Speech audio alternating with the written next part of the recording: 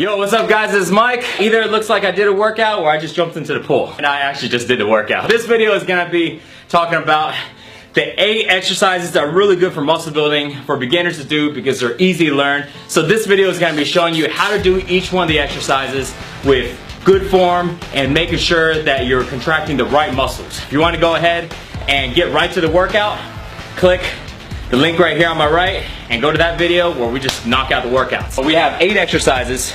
The only equipment you're gonna need is basically gonna be a pair of dumbbells, medium weight or so. Every exercise we're gonna do only 30 seconds. Okay, 30 seconds, 30 seconds, 30 seconds, and keep going.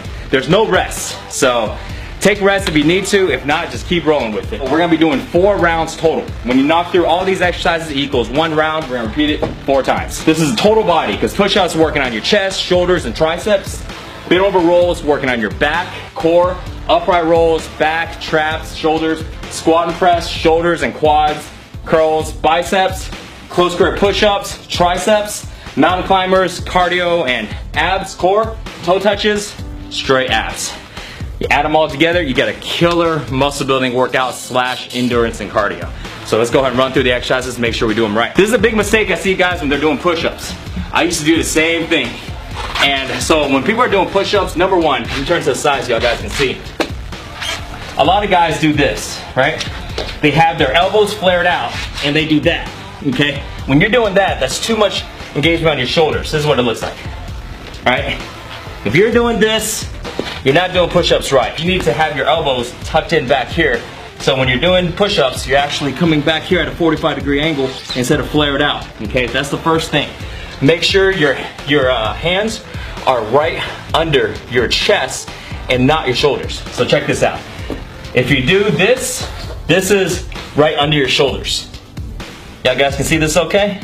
So when you come down, it's gonna work a lot of shoulders. If you come right here, notice how now it's aligned to my chest. And it was just a very small movement. Keep your elbows at 45 degrees and come up.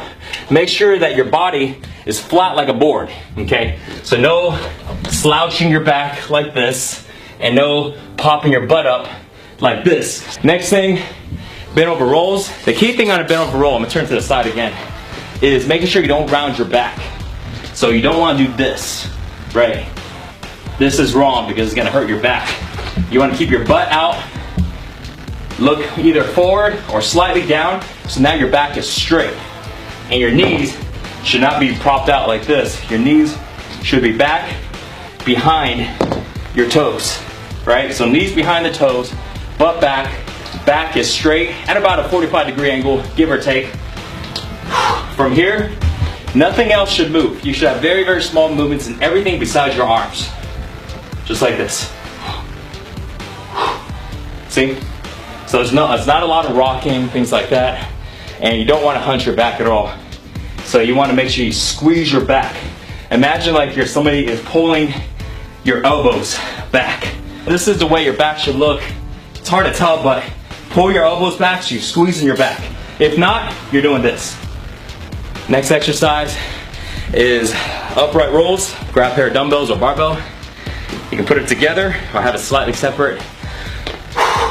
Your key thing here is, again, to pretend like somebody is pulling your elbows to the ceiling. Pulling elbows up. Elbows up. See? Elbows up. Because if you don't, what you're gonna do is you're gonna end up doing this. It's almost like doing a curl. Somebody's gonna do this. You see? Versus elbows up. If you use your elbows up, it's gonna work your back, your shoulders, traps. Okay? Versus, let me do the wrong form so you can see a difference in my back. See?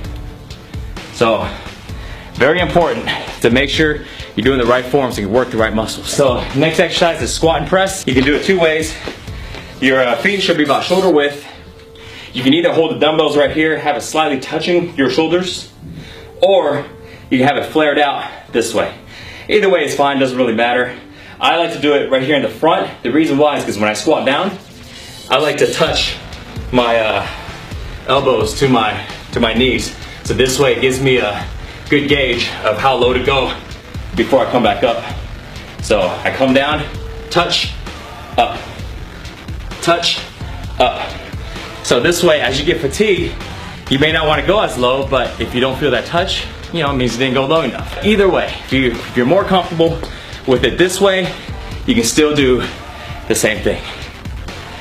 Key thing on here, make sure that when you're squatting, keep pressure on your heels, keep your butt back, and your knees should not go too much past your toes. See this right here? You don't want to be on the ball of your feet when you're squatting down. You got to keep the pressure on your heel, butt back. So this way, what it does, it works on your quads, your glutes, versus pressure on your toes, knees. A lot of guys are squatting and they say, hey, I can't squat, I can't do lunges because my knees hurt. Well, that's because the pressure is in the wrong place on the bottom of your foot.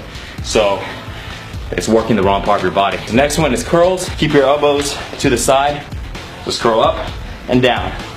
Don't tuck your elbows in, go elbows back, because you're not gonna get a range of motion. It's gonna look like this, okay?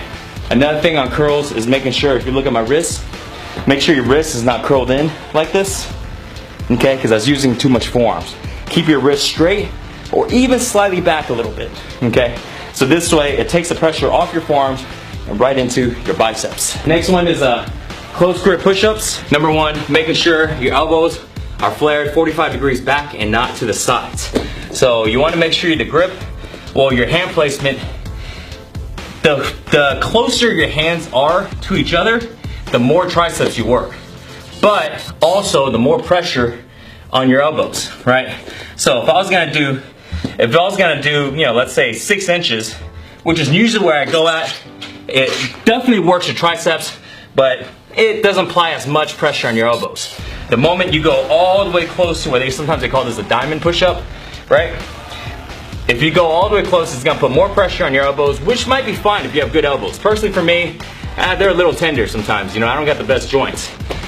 So that's why I keep mine separate a little bit. But what you need though is you can't have your hands farther than 6, maybe 8 inches apart.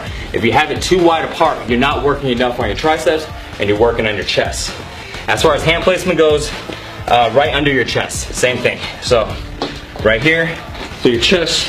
I'm gonna rest right here so y'all guys can see. See how if I go all the way down, my hands is right under my chest. So it's not like this, you know, something like that. You know, they say kiss the ground, you know, kiss the diamond, stuff like that.